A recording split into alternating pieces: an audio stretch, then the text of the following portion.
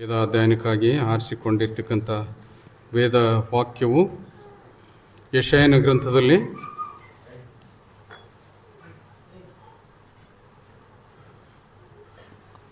ಯೆಶಾಯನ ಗ್ರಂಥ 40ನೇ ಅಧ್ಯಾಯ 40ನೇ ಅಧ್ಯಾಯ 27ರಿಂದ 31ರವರೆಗೆ.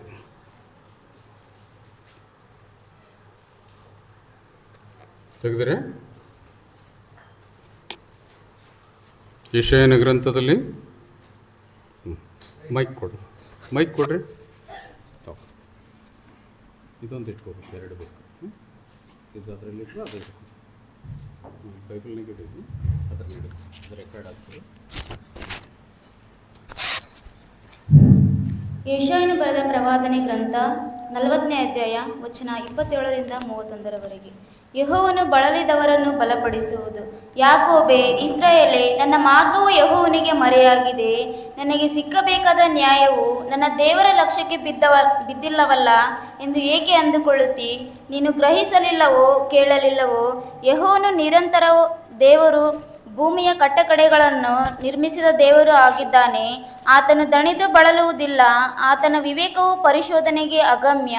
ಸೋತವನಿಗೆ ತ್ರಾಣವನ್ನು ಅನುಗ್ರಹಿಸಿ ನಿರ್ಬಲನಿಗೆ ಬಹು ಬಲವನ್ನು ದಯಪಾಲಿಸುತ್ತಾನೆ. ಯುವಕರು ದಣಿದು ಬಳಲುವರು, ತರುಣರು ಸೊರಗಿ ಮುಗ್ಗರಿಸುವರು. ಯೆಹೋವನು ನಿರೀಕ್ಷಿಸುವವರು ಹೊಸ ಬಲವನ್ನು ಹೊಂದುವರು. ಹದ್ದುಗಳಂತೆ ರೆಕ್ಕೆಗಳನ್ನು ಚಾಚಿಕೊಂಡು ಏರುವರು. ಓಡಿ ದಣಿಯರು, ನಡೆದು ಬಳಲರು ಎಂಬುದು. ಆಶೀರ್ವದಿಸಲಿ. ಮುಂದಿನ ಹೊಸ ಒಡಂಬಡಿಕೆಯ ಭಾಗದಲ್ಲಿ ಆರಿಸಿಕೊಂಡಿರ್ತಕ್ಕಂಥ ವಾಕ್ಯವು ಮಾರ್ಕನ ಸುವಾರ್ತೆಯಲ್ಲಿ 12ನೇ ಅಧ್ಯಾಯ 29ರಿಂದ 33ರವರೆಗೆ.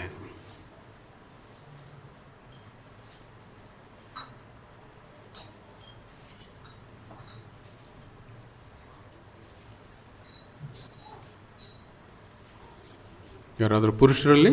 ಇಲ್ಲಾಂದರೆ ನಾನು ಓದ್ತೇನೆ.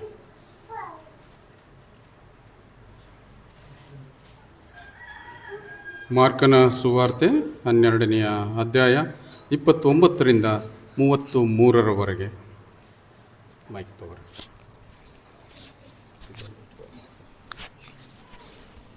ಶ್ರೀ ಮಾರ್ಕನ ಬರೆದ ಸುವಾರ್ತೆ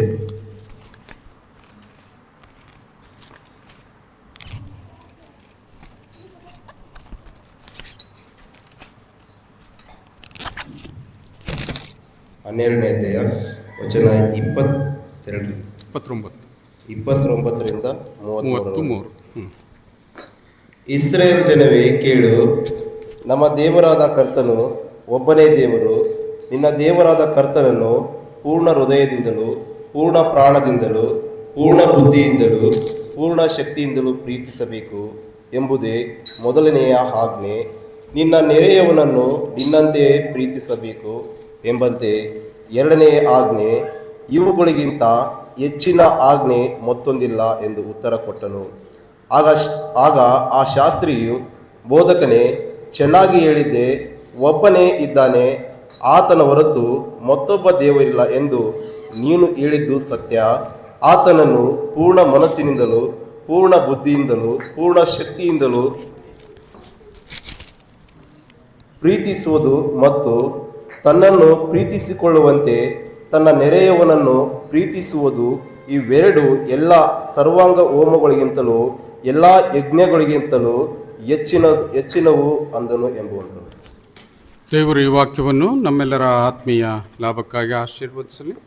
ಓದಿರುವ ಮಕ್ಕಳನ್ನು ಕೂಡ ನಾನು ಹೆಚ್ಚಿನ ರೀತಿಯಲ್ಲಿ ಸತ್ಯವೇದ ಅಧ್ಯಯನದಲ್ಲಿ ಬಲಪಡಿಸಲಿ ಅಂತಕ್ಕಂಥದ್ದು ನಿಮ್ಮ ಪ್ರಾರ್ಥನೆ ಆಗಿರಲಿ.